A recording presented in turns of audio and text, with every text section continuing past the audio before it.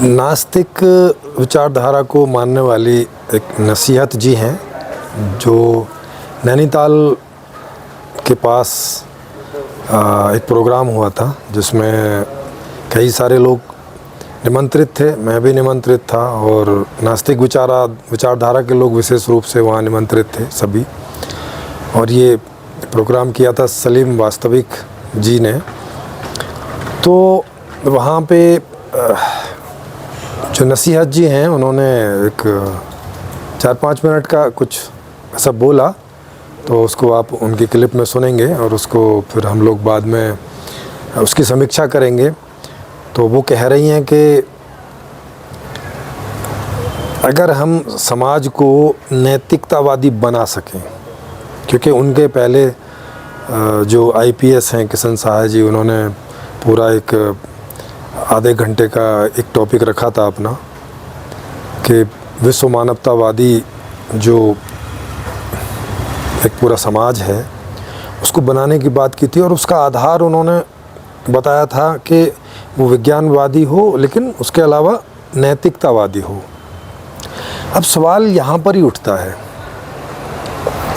जैसे धर्म बहुत सारी बंदिशें या बहुत सारे नियम या इस प्रकार के उपदेश देते हैं, लगभग सारे ही धर्म पीछे के देखें तो वो नास्तिक धर्म हो, बौद्ध धर्म जैसे, या आस्तिक धर्म हो, लेकिन नैतिकतावाद पर सारे धर्म जोर देते हैं। वैसे ही नसीहत जी भी यहाँ पे जोर दे रही है। तो मैंने सोचा कि मैं इस विषय पे कुछ कहूँ, है ना, कि क्या कोई समाज की ये आवश्यकता है कि उसका आधार नैतिकता हो? क्या बिना नैतिक हुए कोई दूसरा तरीका या कोई दूसरा आधार संभव नहीं है समाज के निर्माण का? तो आज का ये टॉपिक इसी बात पर रहेगा।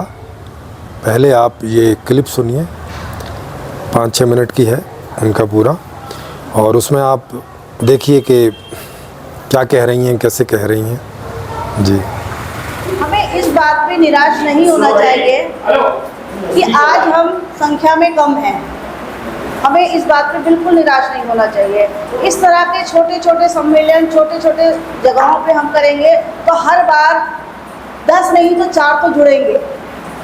लोग जुड़ते गए, कारवां बनता गया, इसलिए हमें निराश होने की ज़रूरत नहीं है। अब हम मुद्दे पे बात आते हैं। जिस प्लेटफॉर्म के तहत, जिस बैनर के तहत आज हम यहाँ इकट्ठा हुए हैं वो है मानवतावादी विश्व समाज। उसके जो सब टाइटल है उसमें नैतिक मूल्यों के विषय में भी है और वैज्ञानिक तर्कशीलता भी। ठीक है, संजय जी का सवाल है कि वो ठग क्यों बना? अरे सुनो नशे जी, वो रहने दो उसको, आप अपनी बात करो, उसको दूर, उसको सेट सिंपल लाइन में बता दो। अच्छा, बहुत सिंपल। सबसे पहले आपने विश्व समाज, विश्व मानवतावादी विश्व समाज में नैतिक मूल्यों का आपने पढ़ा। अगर कोई बच्चा जन्म से ठग नहीं होगा, ठीक है, उसकी परवरिश ऐसी होगी, उसकी परिस्थितियां ऐसी होगी। अगर किसी बच्चे को हम ऐसा समाज दे, ऐसी परवरिश दे, तो ठगी का तो सवाल नहीं उठता है। वो हमने इंक्लूड कर रखा है अपने मिशन में। आप मेरे को पता है क्या पूछना चाह रहे हो? आप ये पूछना चाह रहे हो उसको पैसे की लालसा है तो वो ठग बना, पैसों के लिए बना। मैं बता रही हूँ उसे और चाहिए, पैसा और चाहिए, वरना और कोई रीज़न नहीं ठग बनने का। 2 रीज़न हो सकते हैं कि उसे मज़ा आता है कि मैं इतने लोगों को ये मति भ्रष्ट करके अपने मन का काम करवा ले रहा हूँ, एक ये हो सकती है। दूसरा ये कि उसको पैसे की लालसा है। आप अगर किसी बच्चे को ऐसा समाज दोगे, उसे ये बताने में अगर कामयाब हो गए कि पैसों से ज़्यादा इंसानियत, इंसानी धर्म और आपके जो नैतिक मूल्य हैं वो सर्वोपरि हैं, तो मुझे नहीं लगता वो ठग बनेगा। आप चाहते हो कि पैसा सिस्टम से हट जाए। अरे मैडम आप सुनो नशे जी, अरे नशे जी अपनी बात कहो ना, चलिए ठीक है, मैं अपनी बात बोलती हूँ। हाँ ठीक है, मैं अपनी बात बोलती हूँ कि मुझे अच्छा लगा आप लोग आए और जो है इतने दूर दूर से आए। आज नहीं तो ये कल हमारा मिशन कामयाब रहेगा। हमको तो ये बताओ आप। और आप भी सोचिए, जो महापुरुष जिन्हें बोलते हैं सो कॉल्ड तथाकथित, वो भी 303 से स्टार्ट हुए थे। हुजूर का जो पैगाम शुरू हुआ था वो 303 के साथ शुरू हुआ था। 330 सिपा सालार थे उनके पास। वो 303 किस तरह से दुनिया में फैले, किस तरह से दुनिया में फैले, उसका इतिहास आप लोग भी गाहे बगाहे पढ़ते रहते होंगे, बताने की ज़रूरत नहीं। तो संख्या बल कोई मायने नहीं रखती है, हमारा मिशन, हमारी जो है इच्छा शक्ति मायने रखती है। और मैं समझती हूँ मेरे साथ कोई भी ना हो तो भी मैं तर्कशील हूँ। अकेला व्यक्ति भी तो तर्कशील है, जरूरी नहीं है पूरा कुनबा ही उसके साथ हो। आज मेरे परिवार में जरूरी नहीं है अगर मैं तर्कशील हूँ तो मेरी माँ भी तर्कशील है, या मैं नास्तिक हूँ तो मेरी माँ भी है। लेकिन मेरे में आज ये हिम्मत है कि मैं अपनी बात तर्क से उनके सामने भी रख सकती हूँ, उनको भी लाजवाब कर सकती हूँ। इतनी क्वालिटी आप अपने अंदर ले आइए। एक मिशन ये होना चाहिए कि हमको लोगों के अंदर जिज्ञासा पैदा करनी चाहिए। होता क्या है, जब मैं पढ़ाती थी ट्यूशन, मेरा साइंस का सब्जेक्ट था, मैं केमिस्ट्री पढ़ाती थी 11वीं-12वीं की, और बायो पढ़ाती थी। मुस्लिम कॉलोनी होने के नाते लड़कियां, मेरे पास मुस्लिम लड़कियां आती थी। जब वो आती थी तो बस वो इस्लामिक मूल्यों से लबरेज दिमाग में होता था। लेकिन जैसे जैसे वो 9, 10, 11, 12 में साइंस पढ़ती थी, उनके दिमाग में क्वेश्चन आने लगते थे। अब वो पूछने लगती थी, मैडम ऐसा कैसे, ऐसा कैसे। अब कोई ना बताता उनको तो वो वहीं पे स्टॉप हो जाते हैं। फिर भाई मेरे पास ज्ञान था, मैंने पढ़ा था, जो मैंने पढ़ा, जो मैंने अनुभव किया, उन चीज़ों से उनको बताया। तो भाई आज की डेट में वो लड़कियां अगर खुली नास्तिक तो नहीं है, लेकिन सब कुछ समझ रही क्या घालमेल है धर्म में और समाज में। इतना तो मैंने करके छोड़ ही दिया ना, ये बहुत बड़ी बात है। और ज़्यादा कुछ नहीं है मेरे पास कहने के लिए, क्योंकि यहाँ सभी मित्र बहुत अच्छे हाई इंटेलेक्चुअल लोग हैं। तो मैं तो अभी अदना सी इंसान हूँ। थैंक यू, शुक्रिया। तो आपने नसीहत जी को सुना, और उनके पीछे बैठे हैं किशन सहाय जी भी, जो IPS अधिकारी हैं जयपुर में फ़िलहाल। और बीच बीच में सलीम वास्तविक जी भी आ जा रहे हैं। और संजय सामाजिक जी ने उनसे जो सवाल पूछे थे इसी नैतिकतावाद के ऊपर, कि भाई आप जो नैतिकतावाद का आधार ले रहे हैं विश्व मानवतावाद समाज बनाने के लिए, वो नैतिकता लाएंगे किस तरह से, वो आएगी कैसे? क्योंकि अगर नैतिकता नहीं ला पाए तब तो इस तरह के समाज की अवधारणा धाराशायी हो जाएगी, मतलब वो तो बनेगा नहीं, है ना। जैसे आज तक जो आस्तिक चिंतन है, जो आस्तिक दर्शन है, या जो आस्तिकता वाले लोग हैं, वो भी ऐसा सोचते हैं कि आदमी में मानवता लाई जाए, नैतिकता लाई जाए, इसी सब कुछ कुल को मिला के वो धार्मिकता बोलते हैं इसे। धर्म माने ऐसा धारण करो कि भाई किसी और को कोई समस्या ना पैदा हो, किसी को दुख ना हो, सब ठीक ठाक रहे। यही बात तो जितने सब आस्तिक दर्शन हैं ईश्वर का नाम लेके वही करते हैं, वो ईश्वर को बीच में डालते हैं कि ताकि आदमी ईश्वर से डरे, या ईश्वर से डर के, या ईश्वर से प्रेम की खातिर, है ना। दो ही चीज़ों के समावेश हैं आस्तिकता में, कि या तो कोई ईश्वर को मानता हो और उससे डरता हो कि अगर मैं यहाँ गलत काम करूँगा, माने ऐसे कुछ करूँगा जिससे दूसरों को परेशानी हो, तो मुझे नरक मिलेगा, मुझे ईश्वर जो है नाराज़ हो जाएगा और मुझे फिर अच्छी जगह नहीं देगा, यहाँ पर भी कोई मुझे ढंग से जीवन नहीं देगा। इस तरह के डर और भय दिखाए गए हैं। या फिर प्रेम वाली बात की गई है कि ईश्वर से प्रेम करो, सब ईश्वर के ही हैं, तो सबसे प्रेम करो, तो सबकी देख रेख करो, है ना। वहाँ एक ये तरीका सोचा और उसे करने का प्रयास किया, उसका प्रचार किया, इस तरह के सिद्धांतों का, इस तरह की चीज़ों का कई सारे, फिर ध्यान भी चला उसमें कि भी आप ध्यान करो, ईश्वर को जानो समझो, ये सारी दुनिया ईश्वर की है, तो इससे प्रेम करो, तो इसमें कुछ ख़राब ना करो, तो ऐसी बातें। भक्ति धारा, सब कुछ ईश्वर का ही है, तो माने एक प्रेम वाली धारा चली। फिर एक ज्ञान वाली धारा चली कि भाई अच्छा जान लो, देखो ये सब कुछ ईश्वर का ही है, यहाँ कुछ ख़राब करके ना आपको कुछ फ़ायदा है ना किसी और को कुछ फ़ायदा है लंबे समय में। हो सकता है थोड़े समय में आपको कोई फ़ायदा हो जाए कम टाइम में, लेकिन अगर लॉन्ग लास्टिक देखेंगे तो दिक्कत खड़ी होती है, वो घूम फिर के लौट के आता है। ऐसा एक ज्ञान मार्ग जैसा चला। मतलब कुल मिला के उनका प्रयास यही रहा कि कोई एक ऐसा समाज की संगठना हो, एक संरचना हो कि जिसमें लोग नैतिक बने। और नैतिक से कुल मिला के इतना मतलब कि जो कानून या धर्म या जो भी कुछ है उस समय में, वो सब लोग उसका पालन करें, एक दूसरे के लिए कोई प्रॉब्लम ना इकट्ठी करें, है ना। ये उन्होंने, लेकिन ये कामयाब नहीं हुआ। आप देख रहे हैं, मतलब पूरी तरह से कामयाब नहीं हुआ। जो गरीब लोग हैं, जो ज़्यादातर लोग हैं जिनके पास ऑलरेडी उस तरह का विकल्प नहीं है, वो ऐसे डरते हुए, या तो ईश्वर से डरते हुए या तो ईश्वर को प्रेम करते हुए, है ना, ज़्यादातर लोग डरते हुए और थोड़े बहुत लोग प्रेम करते हुए वो एक अच्छे तरह से नैतिकतापूर्ण या मानवतापूर्ण जीवन जीने का प्रयास करते हैं, पर अल्टीमेटली नहीं होता। बहुत सारे लोग मजबूरी में हैं, बहुत सारे लोग ये सोच के भी कि ठीक है बाद का बाद में देखेंगे, अभी का जीवन तो ठीक करें पहले।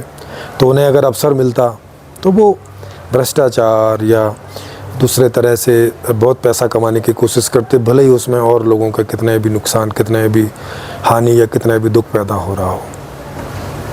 तो फिर इसी के साथ साथ एक नास्तिक विचारधारा भी बहुत पहले से चली आई है। वो भी नैतिकता को लेती है अपने अंदर और कहती है, लोगों को तर्कपूर्ण बनाने की कोशिश करती है, और उन्हें ऐसा लगता है कि लोगों को तर्कपूर्ण बनाने से, विज्ञानवादी बनाने से लोग नैतिक हो जाएंगे। लेकिन विज्ञानवादी होना और लॉजिकल होना कोई नैतिकता होने के लिए वैसे ही गारंटी नहीं है, जैसे ईश्वर का डर दिखा के या प्रेम दिखा के वो कोई गारंटी नहीं है ना। क्योंकि वो पूरा मान्यता के आधार पर है जो ईश्वर का है, कि आपने ईश्वर को मान लिया कि है, अब उससे या तो डरो या तो प्रेम करो। वो दो एक तरीके उन्होंने बना लिए। तो जो भी लोग ईश्वर के मानने वाले, अब जितने ज़ोर से मानने वाले, वो उतने ज़ोर से उससे या तो डरते या तो प्रेम करते। दोनों ही आधार से उटपटांग कामों से बचे रहते एक हद तक। तो अब नैतिकता का सवाल उठता है नास्तिक विचारधारा पर कि भाई आप नैतिक बनाओगे कैसे? आखिर नैतिक आदमी बनने का आधार क्या है? मतलब कोई आदमी को क्या करेंगे जिससे वो नैतिक बन जाएगा? तो जैसे नसीहत जी कह रही हैं कि अगर हम उन्हें ऐसा समझाने में कामयाब हो गए कि भाई नैतिकता वाला जीवन जियो, तो फिर सब अच्छा हो जाएगा। बात तो ठीक है कि अगर कामयाब हो गए, लेकिन सवाल ये है कि इस दुनिया में कौन ऐसा आदमी है जो अनैतिक कार्य करता है और उसे ये मालूम नहीं है कि अनैतिक काम करना गलत होता है, नैतिकता का काम करना चाहिए, नैतिकता ढंग से जीना अच्छा होता है। ये किसको मालूम नहीं है? ये किसको मालूम नहीं है कि झूठ बोलना गलत बात है? ये किसको मालूम नहीं है कि मर्डर करना गलत बात है, लड़ाई करना गलत बात है, हिंसा करना गलत बात है, ठगी करना गलत बात है, दूसरे को किसी भी प्रकार का दुख पहुंचाना, परेशान करना गलत बात है? ये उस किस आदमी को मालूम नहीं है जो ऐसा करता है? तो नॉलेज के रूप में, इंफॉर्मेशन के रूप में तो पता है ना? ऐसा तो है नहीं ना कि वो आदमी को मालूम नहीं है। भाई साहब, माने जो आदमी इतना भ्रष्टाचार कर रहा है उसे मालूम नहीं है कि भाई साहब भ्रष्टाचार करना कोई गलत बात है, अज्ञानता में भ्रष्टाचार कर रहा है, ऐसी बात तो है नहीं है। ज्ञान है उसे इस बात का। जो व्यक्ति बलात्कार कर रहा है, क्या उसे मालूम नहीं है कि बलात्कार करना बुरी बात है? देख भी रहा है सामने कि सामने वाला आदमी, स्त्री जो है वो परेशान हो रही है, गिड़गिड़ा रही है, रो रही है, मना कर रही है। इससे ज़्यादा इन्फॉर्मेशन आप किसी को क्या दोगे? अच्छा, आस्तिकता में तो थोड़ा बहुत भय या प्रेम की बात भी है कि चलो कुन्नी लोगों को भय हो जाता है ईश्वर को मानने के बाद में, या कोई लोग उसको प्रेम करने लगते हैं ऐसे ही काल्पनिक रूप में। तो वहाँ तो ये एक तरीका भी दिखता है। नास्तिकता में आप क्या आधार दोगे उसको? विज्ञान तो इस बारे में कुछ बोलता नहीं है। विज्ञान का तो इस बारे में ऐसा कोई सटीक कहना है नहीं है कि भाई साहब अगर आप भ्रष्टाचार करोगे तो आपके जीवन में ये दुख हो जाएगा, और बलात्कार करोगे तो आपके जीवन में ये दुख हो जाएगा, और झूठ बोलोगे तो ये दुख हो जाएगा। वहाँ तो कोई ऐसा कर्म का सिद्धांत है नहीं। वहाँ तो व्यवस्था में कानून व्यवस्था ही है। पकड़े गए तो समस्या है, नहीं पकड़े गए तो समस्या नहीं है। और आप देख सकते हैं भारत जैसे देश में जितने भी केस होते हैं उनका जो कन्विक्शन है, माने जिनमें निर्णय आता है सटीक, वो बहुत कम है।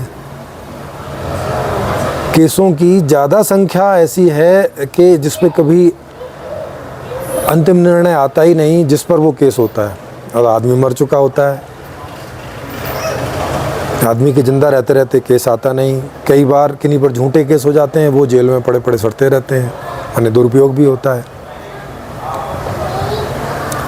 तो वो वाला आप उनको वो वाला डर दिखा नहीं सकते ज़्यादा। वो ऑलरेडी जितना डर है वो डर तो आस्तिक वाले लोगों को भी है, मौजूदा व्यवस्था मौजूदा जो दंड व्यवस्था है, न्याय व्यवस्था है उससे, और जो नास्तिक है उनको भी है। वो तो दोनों को एक बराबर है। उससे तो जो परिणाम आ रहा है सो आ रहा है, उसके बावजूद लगातार अपराध हो रहे हैं। तो अब नास्तिकता के पास में ऐसा क्या तरीका है कि जिससे वो विज्ञान के आधार पर लोगों को नैतिक बनने को बोल सके या विवश कर सके? क्योंकि ना विज्ञान से डर तो सकते नहीं। आप विज्ञान मानने वालों को ऐसा तो बोलते नहीं कि विज्ञान से डरो। ये भी नहीं कह सकते कि विज्ञान से प्रेम करो क्योंकि वो कोई ऐसी मनुष्य जैसी या ईश्वर जैसी कोई आइडेंटिटी है नहीं है कि उससे या तो आप भयभीत हो या उससे आप प्रेम करो। तो ये कैसे बनाएंगे अपने समाज को? जबकि अपराधियों में तो दोनों तरह के लोग देखे जाते हैं। आस्तिक लोग भी देखे जाते हैं, नास्तिक लोग भी देखे जाते हैं। फिर वो कह रहे हैं कि नहीं, आस्तिक लोगों की संख्या ज़्यादा होती है अपराधियों में। होगी, जब आस्तिक लोगों की संख्या ज़्यादा है तो अपराध में भी तो आस्तिक लोग ही ज़्यादा होंगे ना। मतलब ये कोई गारंटी नहीं है कि आस्तिक होने से या नास्तिक होने से जो अपराध है वो पूरी तरह से मिट जाएगा। अच्छी खासी मात्रा में बना रहता है। तो अब सवाल ये उठता है कि ये जिस विश्व मानवता समाज की बात कर रहे हैं उसका निर्माण करेंगे कैसे? क्योंकि विज्ञान तो ऑलरेडी है और आस्तिक भी और नास्तिक भी दोनों विज्ञान का इस्तेमाल कर रहे हैं। मैंने कोई आस्तिक नहीं देखा ऐसा जो कि विज्ञान को नकारता हो। मतलब इतना विज्ञानवादी तो वो भी है। वो ठीक है, इस विज्ञान का इस्तेमाल या इस विज्ञान के जो लॉजिक हैं उसका इस्तेमाल वो इस जगत के बारे में नहीं करता, या जो जैसे हम फिलोसॉफी वगैरह बोलते हैं उसमें नहीं करता। नास्तिक उसमें भी करता है। इतना ही फ़र्क है ना नास्तिक और आस्तिक में। इसके अलावा तो कुछ और फ़र्क है नहीं। दोनों विज्ञान का उपयोग उसी तरह से करते हैं। तो अब नास्तिक को ये मालूम चल गया कि इस तरह का कोई ईश्वर है नहीं है, और अभी कोई भी तरह के ईश्वर के बारे में नास्तिकों को मालूम नहीं है। अगर होता भी हो तो विज्ञान जब बताएगा तब बताएगा, अभी नहीं है। तो नास्तिक वे लोगों को किस आधार पर आप नैतिक बनाने की बात करो? मतलब क्या करोगे? माने उनको क्या बताओगे, क्या सिखाओगे, क्या पढ़ाओगे जिससे कि वो नैतिक बन जाएगा? ये सवाल वहाँ संजय सामाजिक जी ने बार बार पूछा उनसे। जो IPS जी हैं किशन साय जी, उनसे बार बार पूछा। इनसे तो पूछा भी नहीं था नसीहत जी से, ये उसका आंसर देने की कोशिश करने लगी। तो खुद IPS जी ने ही, जो IPS किशन साय जी हैं, उन्होंने ही उनको जो है रोका कि नहीं आप अपनी बात करो। क्योंकि अंदर से वो समझ रहे थे कि इसका आंसर देना इतना आसान नहीं है। और आपने उनके वीडियो में देखा भी कि कितने सारे नास्तिक लोगों ने उस क्वेश्चन को आंसर करने की कोशिश की। डॉक्टर बाबू बराला जी हैं, उन्होंने भी करने की कोशिश की, नहीं दे पाए, और भी बीच में 2-3-4 लोग आए, नहीं दे पाए। एक्चुअली इस सवाल का जवाब है भी नहीं, तो देंगे कैसे? क्योंकि कितने उदाहरण हैं इसमें इतने भी उदाहरण हैं कि कई वैज्ञानिक हैं जो आस्तिक हैं। आप सोचिए, अब वैज्ञानिकों से ज़्यादा तो आप विज्ञान नहीं जानते होंगे, या कोई आदमी नहीं जान लेगा। कई तो वैज्ञानिक भी आस्तिक हैं और आस्तिक काम करते देखे जाते हैं, नारियल फोड़ते हुए और मंदिर में अपना कोई काम शुरू कर रहे हैं तो उसके लिए पूजा पाठ करने आते हुए। कई ऐसे वैज्ञानिक हैं, नासा में, इसमें क्या शायद भारत वाला इसरो है उसमें।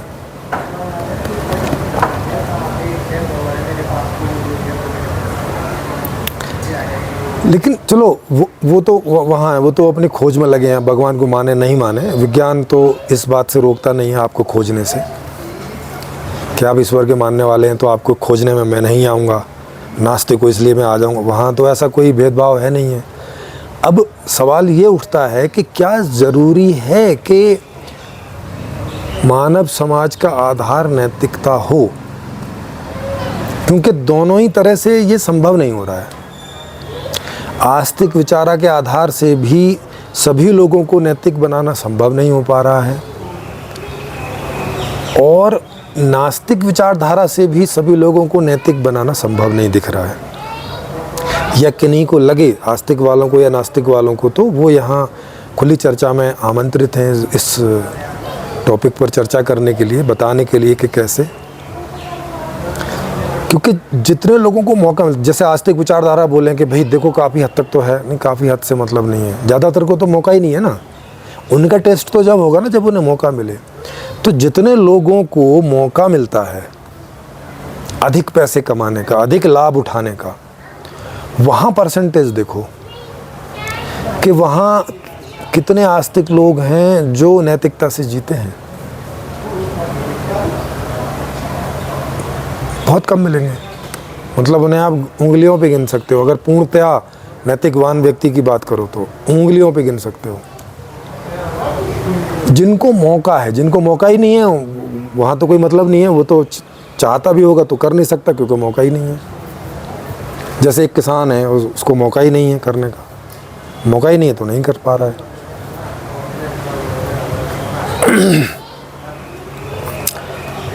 नास्तिक विचारधारा को अभी ये मौका मिला नहीं है कि कोई ऐसा समाज अभी कहीं दिखता नहीं है कि जो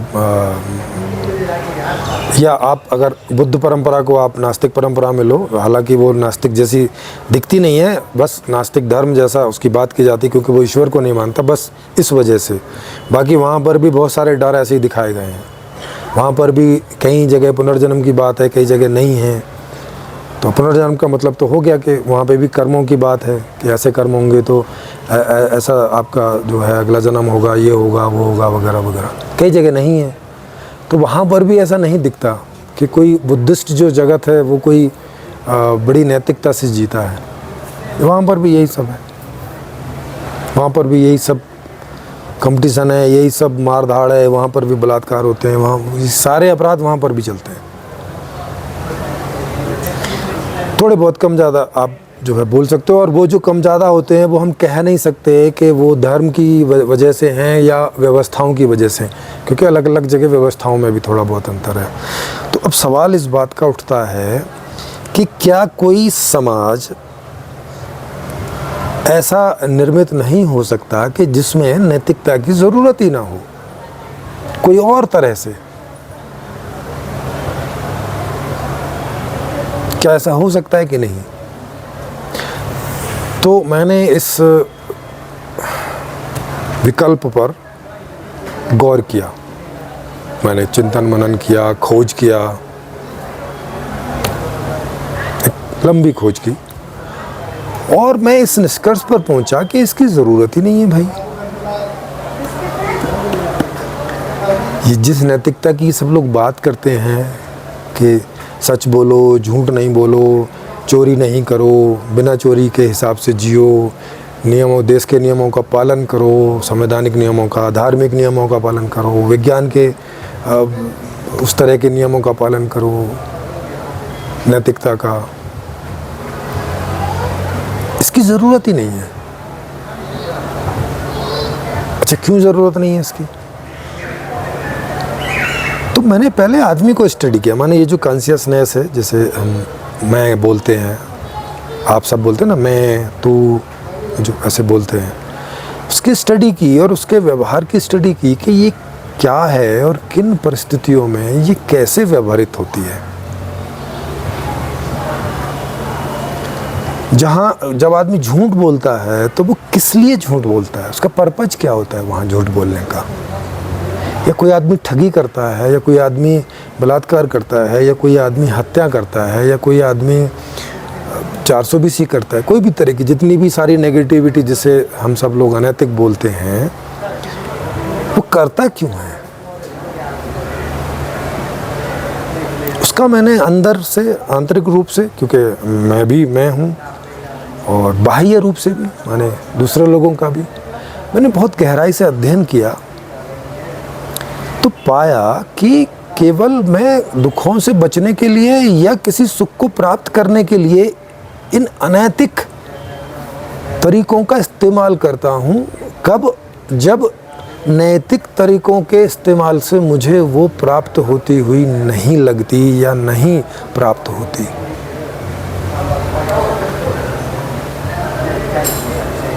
मैंने जितना भी याद किया अपना पुराना जीवन और मौजूदा जीवन भी, कि मैं इसमें कब अंदर से आता है कि मैं झूठ बोल दूं, या मैं 420 कर लूं, या मैं इस आदमी का कुछ करके और इससे कुछ झपट लूं, या दूसरों ने भी मुझसे कई बार कई चीज़ें झपटी।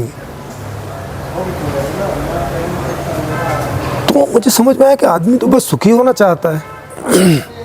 अब सुखी होना तो कोई अनैतिक बात है नहीं, तो फिर अनैतिकता स्टार्ट कैसे हो जाती है?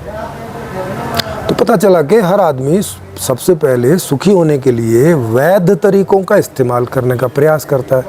माने उस समाज में या उस संवैधानिक व्यवस्था में जो तरीके दिए होते हैं व्यवस्था के द्वारा, कि ये कर सकते हो, ये नहीं कर सकते, ये अमान्य है, माने अधर्म है, ये कर सकते हो, ये धर्म है, या संविधान आपको इसका अधिकार देता है, इसका अधिकार नहीं देता है। आप कई तरीके से इन बातों को जान सकते हैं। तो आदमी अधार्मिक तरीकों का इस्तेमाल करने से बचता है, कानून के खिलाफ जाके उन तरीकों का इस्तेमाल करने से बचता है, क्योंकि उसके कॉन्सिक्वेंसेस खड़े होते हैं। उसके बाद में जो है उसको हमेशा एक भय बना रहेगा कि कानून उसे कभी भी पकड़ सकता है, या समाज को पता चल गया तो समाज बेइज्जती करेगा, देश निकाला दे देगा, या समाज निकाला दे देगा, या मतलब उसके बाद में और बहुत सारी दुख, समस्याएं, तकलीफ़ें बढ़ जाएंगी, जो कि वो नहीं चाहता। तो वो पहले कानूनन ढंग से करने का प्रयास करता है, वैध तरीकों से, या बोलें तो नैतिक तरीकों से करने का प्रयास करता है। नैतिक माने होता है नीति के अनुसार, जो तो जिस देश में, जिस राज्य में, जिस समाज में जिस प्रकार की नीतियों का निर्धारण रहता है, उसके हिसाब से चलने को ही नैतिक कहा जाता है। और सारी नैतिकता के मूल में यही विचारधारा रहती है कि हमारे द्वारा ऐसा व्यवहार हो कि उससे हमें तो लाभ हो, मगर किसी और को कोई हानि ना हो, उससे किसी और को कोई नुकसान ना हो। यही सारे नैतिकता के मूल में रहता है। जितने भी नैतिक नियम बनाए जाते हैं या कुछ बनाए जाते हैं, यही उसके आधार में यही बात रहती है। तो इसका मतलब है कि आदमी अंदर से तो अनैतिक है नहीं, क्योंकि वो पहला प्रयास नैतिक रूप से करता है। जब संभव नहीं हो पाता किन्हीं कारणों से, तब वो अनैतिक तरीकों का इस्तेमाल करने के लिए, मैं यहाँ पे कहूँगा कि बाध्य होता है, क्योंकि चाहत तो उसकी वैध तरीकों से है, नैतिक तरीकों से अपनी इच्छाओं की पूर्ति करने की है। अवैध तरीके से किसी की नहीं है, मैंने किसी की नहीं पाई। मैंने बहुत सारे ऐसे खुद से भी ये सवाल पूछे, क्योंकि मैंने भी बचपन से लेकर अब तक कई प्रकार की अनैतिक प्रक्रियाओं से अपनी इच्छाओं की पूर्ति की। तो मैंने खुद से पूछा, क्या मैं वैसा चाहता था? तो नहीं चाहता था। अगर ये मुझे सीधे तरीक़ों से मिल जाता, वैध तरीक़ों से मिल जाता, तो मेरे अंदर ऐसा विचार भी नहीं आता। और जैसे कई सारी चीज़ें मुझे वैध तरीक़ों से उपलब्ध हैं, उसमें कभी विचार भी नहीं आता कि मैं किसी का छीन के पानी पी जाऊं या किसी का छीन के कपड़ा भाग जाऊं। मतलब जो चीज़ें मुझे वैध तरीके से उपलब्ध हैं उनमें मुझे ऐसे विचार नहीं आते। जिन लोगों से भी मैं मिल सका उनसे सब मैंने बात की, तो सबने इस बात में सहमति दर्शाई कि हाँ, मतलब उन्होंने अपने बारे में, ऐसे भी कई लोग मिले जो अपने बारे में तो बोल रहे थे कि हाँ हम तो ऐसे ही हैं जैसा आप कह रहे हो, लेकिन नहीं भाई दूसरे लोग इसके अलग भी होते हैं, वो उनको मज़ा आता है अवैध तरीक़ों से अपनी इच्छा की पूर्ति करने में। अगर आप उन्हें वैध तरीके से दे भी दोगे तब भी वो अवैध तरीके से करेंगे। मैंने कहा कि ऐसा कोई आदमी को आप व्यक्तिगत रूप से जानते हैं क्या? नहीं जानते, तो फिर इस निष्कर्ष पर कैसे पहुंच रहे हो? नहीं बता सके वो, बताते भी कैसे? क्योंकि उन्होंने कभी इस चीज़ को इस तरह से देखा ही नहीं। ये एक आम जनमानस के अंदर एक आम धारणा बनी हुई है कि लोग अच्छे और बुरे दो तरह से होते हैं। हम लोग सुनते आए हैं, नास्तिक, ये आस्तिक जो ग्रंथ इत्यादि हैं उनमें सुनते आए हैं कि देवता और दैत्य, या अच्छे आदमी और बुरे आदमी, या साधु और शैतान, ऐसे सब बचपन से सुनते आए हैं लगभग हर एक धर्म में। इससे कोई धर्म, वो नास्तिक हो या आस्तिक हो, दोनों नहीं बचे हुए। जैसे आप देखेंगे कि किशन सहाय जी ने भी ये बात बोली कि ऐसी कोई उनकी अपनी स्टडी तो नहीं है ये, पर उन्होंने ऐसा कहीं सुना है कि किन्हीं ने कुछ ऐसा सर्वे करके बताया कि 20% लोग अच्छे होते हैं, 20% लोग बुरे होते हैं, और जो बीच में 60% लोग बचे वो वैसे होते हैं जैसी वहाँ की लीडरशिप होती है।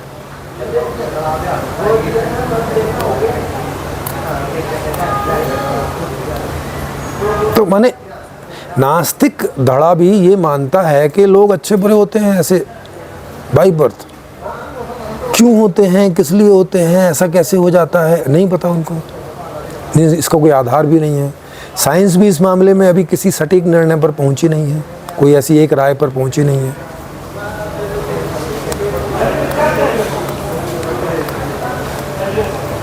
पर जिस तरह से मैंने इस बारे में रिसर्च की, मुझे एक सिंगल आदमी नहीं मिला ऐसा बोलने वाला अपने लिए।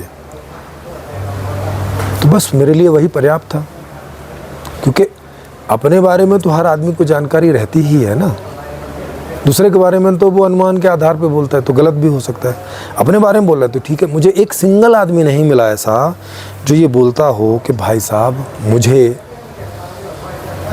पानी आराम से भी उपलब्ध है तब भी मैं बगल वाले के यहाँ से चुरा के ही पीऊँगा, मुझे मज़ा आता है उसमें। ऐसा मुझे एक आदमी नहीं मिला कि भाई साहब मेरे जेब में नोटों की गड्डियाँ हैं मगर फिर भी मैं बगल वाले बैंक से चोरी करके करूँगा, नहीं तो मुझे मज़ा नहीं आएगा। ऐसा एक आदमी मुझे नहीं मिला। इवन चोर उचक्के लुच्चे लफंगे जिन्हें हम बोलते हैं वो भी एक मुश्त कहीं से चोरी कर लेते हैं, लेकिन बाकी जगह सब वो पैसा दे के चीज़ें लेते हैं। मतलब हर जगह नहीं वो जाके लड़ाई करते या चोरी करते कि नहीं कहीं पैसा ही नहीं देंगे, क्योंकि अगर उन्हें कहीं भी पैसा नहीं देना होता तब तो फिर पैसे के लिए काम करने की ज़रूरत नहीं थी। फिर तो हर जगह लड़ाई की, छीन के भाग, हर चीज़ छीन के भाग, कपड़ा छीन के ले आए, पानी छीन के ले आए, खाना छीन के ले आए, किसी के घर में ज़बरदस्ती घुस गए रह गए। फिर तो ऐसा करते, अगर ऐसा कोई मज़े वाली बात होती तो इसमें ऐसा तो कोई करते हुए दिखता नहीं है।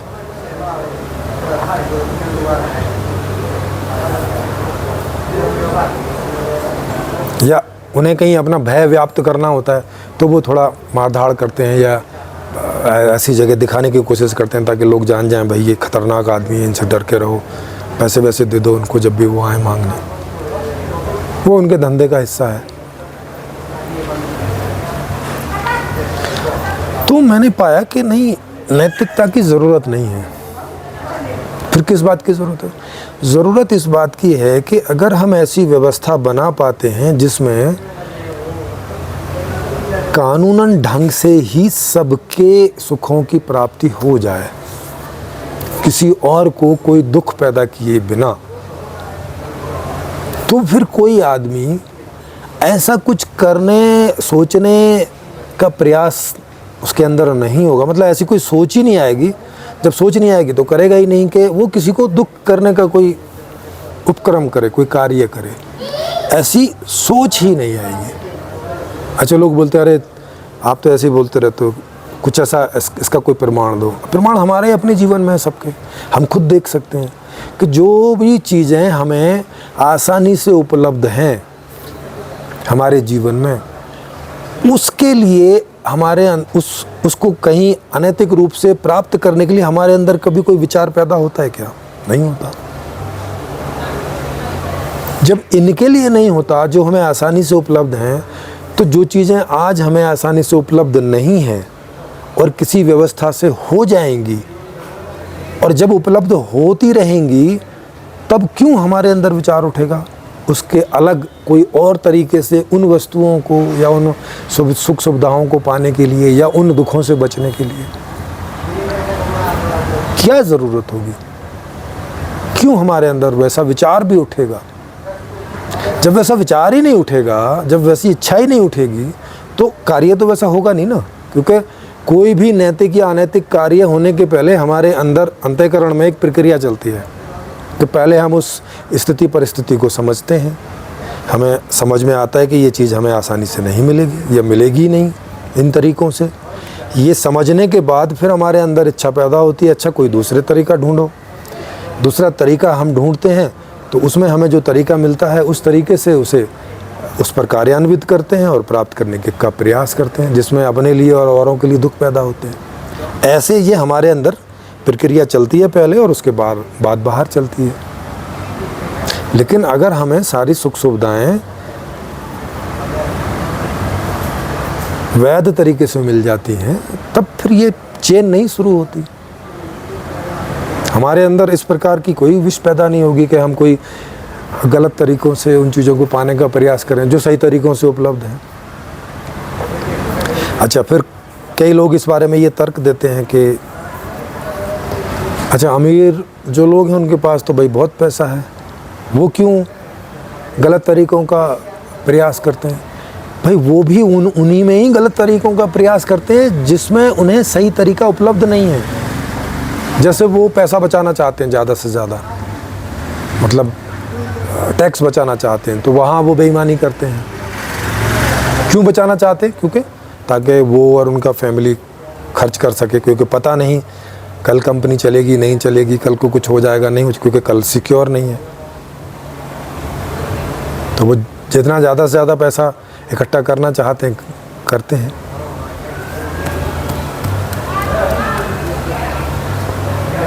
है ना?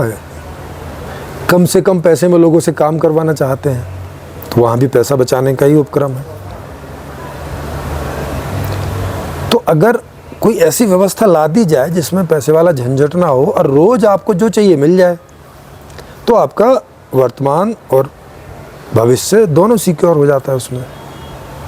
दूसरा कोई तरीका भी नहीं होगा कि आप कुछ उस तरह से कलेक्टिव करो, इकट्ठा करो। तो मैंने ये जो संपूर्ण समाधान व्यवस्था है, ये इसी बेस पर निर्मित की है कि इसमें कोई नैतिक होने की आवश्यकता नहीं है। किसी भी आदमी से कोई भी प्रकार की आज के तरह की जो नैतिकता है कि स्थिति परिस्थिति हम खराब ही रखेंगे, मगर आप नैतिक रूप से जियो, चाहे तो डर के जियो कानून की वजह से, और चाहे तो भाई आप कोई सो कोल्ड मानवतावादी हैं, कोई ऐसे हैं, कुछ ऐसे करके जी लो, गांधी जी जैसे, कि ठीक है झूठ नहीं बोलेंगे भाई, चाहे जो मर्जी हो, चाहे हमारा गला कट जाए, चाहे टांग कट जाए, चाहे कितना ही नुकसान हो जाए, चाहे सड़क पे आ जाए। कोई लोग होते हैं ना ऐसे, जैसे हटी हो जाते हैं कोई चीज़ों के, तो वैसे ही हटी आस्तिक नास्तिक दोनों में मिलते हैं कि चाहे जो मर्जी हो जाए भाई साहब, झूठ नहीं बोलना है। तो वो कोई जीवन नहीं है। उसमें आप देख ही सकते हो कि कितने त्याग करने पड़ते हैं। वो वैसे ही दुखद जीवन होता है गांधी जी जैसा। आधी रोटी खाओ, आधी लंगोटी पहनो, ढंग से न खा सकते हो, न ढंग से अच्छे से सो सकते हो, न कुछ नहीं, सब चीज़ त्याग। वो ये यहाँ जन्म लेके आए त्यागने के लिए वो जीवन का उद्देश्य नहीं है। वो आपकी कोई मजबूरी हो सकती है, आपका कोई हट हो सकता है, that is not a life. वो कोई समृद्ध सुखी जीवन नहीं है। और ये हम सब लोग समझते ही हैं कि जीवन का उद्देश्य है सुखी होना। और सुखी होना का मतलब क्या है कि जो संसारिक सारे विषय हैं, वो चाहें आप कोई भी प्रकार के हों, जैसे 5 प्रकार में आप उन्हें कर सकते हैं अपनी ज्ञानेंद्रियों के आधार पे, तो उसी का ज्ञान, उसी का कर्म और उसी का भोग, इनकी आपूर्ति अगर हमें होती है हमारी इच्छा के अनुसार, तो हमें अच्छा लगता है, हम संतुष्ट होते हैं। इसी अच्छे लगने को, संतुष्ट होने को सुख नाम से जाना जाता है कि हम सुखी हैं। अगर कोई आपसे पूछ रहा है हाँ जी सब ठीक है, सब आप सुखी हैं, मतलब वो पूछ रहा है कि स्वास्थ्य बढ़िया है, माने आप स्वस्थ हैं, हाँ जी स्वस्थ हैं। सब घर बार ठीक है, हाँ जी ठीक है। सब भाई बांधव सब ठीक है, हाँ जी सब, मतलब सारे संबंध ठीक हैं, हाँ जी ठीक है। अच्छा कोई रोटी पानी कपड़ा इत्यादि की समस्या तो नहीं है जी, नहीं है। यही होता है ना, जब आप किसी से पूछते हो कि अभी सब ठीक है, तो उसका मतलब यही पूछ रहे होते हो ना कि कोई समस्या तो नहीं है जीवन में, कोई दुख तो नहीं है, सब सुखी सुखी चल रहा है ना। तो संपूर्ण समाधान जो व्यवस्था है ये किसी नैतिकता की मांग नहीं करती किसी से। क्यों नहीं करती? क्योंकि इसका ताना बाना ऐसे बुना है, इसका विधान, सारे विधान इसके इस तरह से बुने गए हैं कि उसमें किसी आदमी से किसी नैतिकता की कोई अपेक्षा ही नहीं है। क्यों नहीं है? इसी वजह से कि उसके अंदर कभी अनैतिक होने की इच्छा ही नहीं पैदा होगी। अगर ऐसा सिस्टम रहेगा तो जो बात ही नहीं शुरू हो रही है तो उसकी अपेक्षा क्यों होगी? भाई जैसे जो आदमी बीमार पड़ता है तब ना हॉस्पिटल की या डॉक्टर्स की अपेक्षा होती है या चिकित्सा की अपेक्षा होती है। भाई बीमार आदमी को चिकित्सा की अपेक्षा होती है ना। स्वस्थ व्यक्ति के अंदर तो ऐसे विचार नहीं आते ना कि अरे मुझे चिकित्सा चाहिए, नहीं आते ना ऐसे विचार। जैसे जो चीज़ें हमें आसानी से उपलब्ध हो उनमें तो ऐसे विचार नहीं आते ना, कि कोई नकारात्मक विचार नहीं आते ना। तो जब हम बीमार पड़ जाते हैं तब हमें चिकित्सा की बात शुरू होती है। तो वैसे ही इस संपूर्ण समाधान व्यवस्था में नैतिकता की कोई आवश्यकता ही नहीं है, क्योंकि वहाँ कोई अनैतिक होगा ही नहीं। क्योंकि आस्तिक व्यवस्थाओं में और नास्तिक व्यवस्था में भी इन्हें लोगों के आस्तिक होने की संभावना है। और आस्तिक व्यवस्था में तो प्रैक्टिकल देख ही रहे हैं कि अनैतिक लोग हो ही रहे हैं, तो इन्हें ज़्यादा से ज़्यादा नैतिकता की अपेक्षा होती है। इसलिए हर माता पिता अपने बच्चों को समझाए जाते हैं नैतिक होना, नैतिक होना। थ्योरेटिकल रूप में, प्रैक्टिकल रूप में नहीं समझाते, क्योंकि खुद कभी नैतिक नहीं होते प्रैक्टिकल रूप में पूरे तरह से। नैतिक अनैतिक का मिक्सचर रहते हैं। जब लगा कि नैतिक होने से लाभ है तो नैतिक हो गए, जब लगा अनैतिक होने से लाभ है तो अनैतिक हो गए। बच्चे भी उस बात को देख रहे होते हैं कि अच्छा पिताजी जो बता रहे हैं तो मतलब नैतिक अनैतिक ऐसे होना है प्रैक्टिकल में। तो थ्योरी की बात थ्योरी में रह जाती है, क्योंकि जीवन जीना तो प्रैक्टिकल है ना, वो तो थ्योरी नहीं है ना। अब थ्योरी प्रैक्टिकल के हिसाब से होगी नहीं तो उसे कौन अप्लाई करेगा? कोई नहीं करेगा। जो करेगा भी तो उसको हटी ही कहा जाएगा, अननेसेसरी, ज़बरदस्ती अपनी लाइफ दिक्कत में डाल रहा है, औरों की लाइफ दिक्कत में डाल रहा है। इसीलिए इस तरह के कई उदाहरण भी आते हैं कि भाई साहब कहीं से एक आदमी जा रहा था, उसके पीछे 10 गुंडे आ रहे थे भगे हुए, और वो उनसे खू गया। और एक आदमी यहाँ बैठा था, उनने उन गुंडों ने आके पूछा भाई तुमने इस तरह के आदमी को यहाँ से जाते देखा है? तो धार्मिक ग्रंथ भी बोलते हैं कि झूठ बोल दो, उसको बता दो कि इधर नहीं कहीं उधर गया है। जिनको झूठ बोलने से डर लगता हो वो बोल दो कि जी मुझे नहीं पता है, जबकि है ये भी झूठी, पता तो है उसे। तो वहाँ भी इस तरह के झूठ को मतलब वो कर देते कि कर लो भाई साहब। तो इसी से लोग सोचते हैं अच्छा तो मतलब लाभ के हिसाब से झूठ बोला जा सकता है, तो आदमी बोलते हैं अपने लाभ के लिए या किसी परेशानी से बचने के लिए। अच्छा यही बात जो नास्तिक है वो भी यही बात बोलेगा कि भाई अगर इस तरह से कहीं झूठ बोलना पड़े तो बोल देना।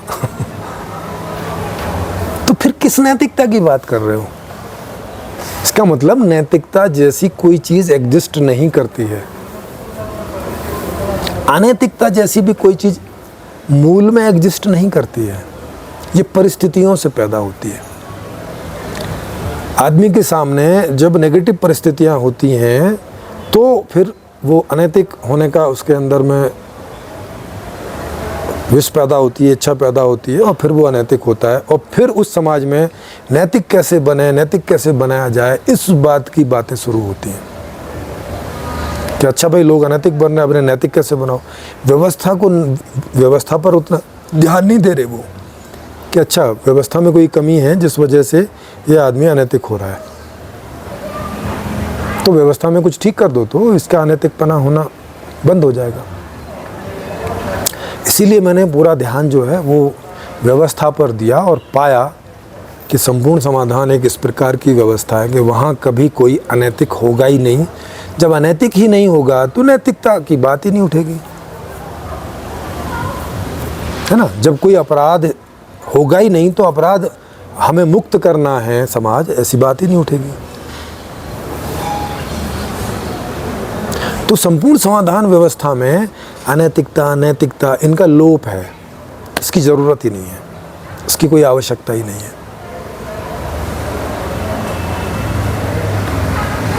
तो आशा है आपकी समझ में ये आया होगा कि संपूर्ण समाधान जो व्यवस्था है वो क्यों नैतिकता की अपेक्षा नहीं करती आदमी से, ये बात विस्तार से समझ आ गई होगी।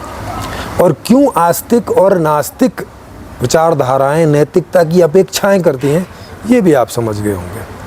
इसका मतलब है कि आस्तिक विचारधारा और नास्तिक विचारधारा कोई ऐसी व्यवस्था का प्रपोजल अभी तक नहीं दे सके हैं कि जिसमें उन्हें इस नैतिकता टाइप की चीज़ की अपेक्षा ना रहे।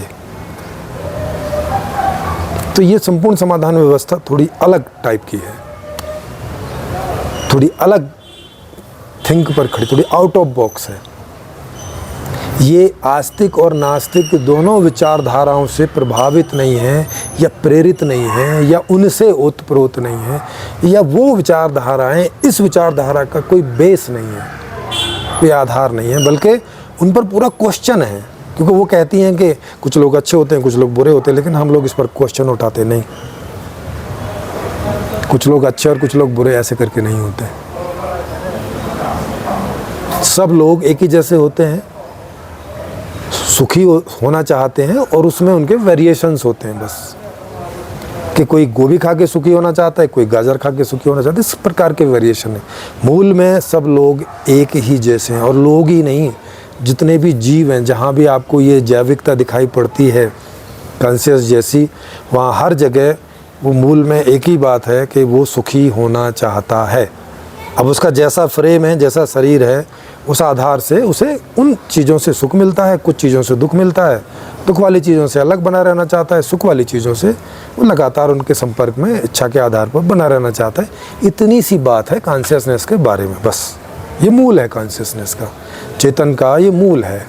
जैसे आप आत्मा बोलते हो या चेतन बोलते हो, या बुद्धा जो है वो मन बोलते हैं, है ना। आप इसको जो नाम से भी आप जानो, या इसको ज्ञाता बोलो, श्रोता बोलो, वक्ता बोलो, भोक्ता बोलो, दृष्टा बोलो, इसे आप जो बोलते हो, साक्षी बोलो, ये सब इसी के नाम हैं।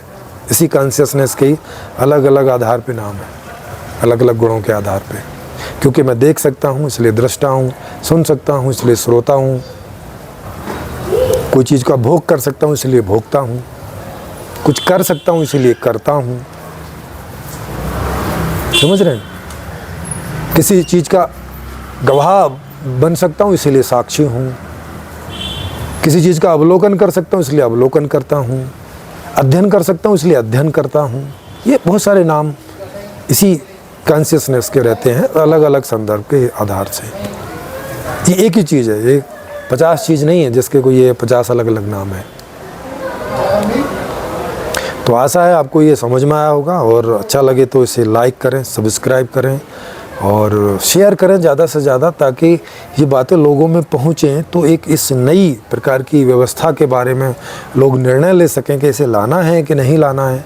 लाना है तो फिर इसके आगे का काम किया जाए, नहीं लाना है तो बात ख़त्म हो जाए। फिर जैसी व्यवस्थाएं चल रही हैं उसी में जिएँ, जो परिणाम आ रहे हैं जिएँ। 10% लोगों को सारे सुख भोग उपलब्ध हैं, 90% को नहीं है, ऐसे ही जीना है तो वो हमारे सामने उपलब्धि है। और जिनको भी ये ठीक ना लगी हो तो वो सब लोग यहाँ ऑनलाइन खुली चर्चा में आमंत्रित हैं। आपको कहीं से आना नहीं है, यहाँ पैसे या समय खर्च करके जहाँ हैं वहीं से अपने मोबाइल से ही इसमें जुड़ जाएंगे। बस मुझे मेरे इस नंबर पे बता देंगे, ये नीचे नंबर आ रहा है, इस नंबर पे ये व्हाट्सएप का नंबर है, मुझे बता देंगे तो मैं आपका प्रोग्राम सेट कर दूँगा। और ये सब फ्री है, इसके लिए कोई पैसा चार्ज नहीं किया जाएगा। हमारे यहाँ जितने भी सारी इस प्रकार की सब गतिविधि चलती हैं ऑनलाइन, ये सब फ्री हैं। और आप हमें अपने यहाँ कहीं भी आमंत्रित कर सकते हैं, अपने समाज में आमंत्रित कर सकते हैं इन चीज़ों को रखने के लिए। और ऑनलाइन आपका कोई प्लेटफॉर्म है, वहाँ पे आमंत्रित कर सकते हैं इन सब बातों को रखने के लिए, कोई भी प्रकार की चर्चा के लिए, कोई भी प्रकार के प्रश्न पूछने के लिए। हमारे यहाँ पर भी आप प्रश्न पूछने आ सकते हैं, तो ये सब ओपन है जी।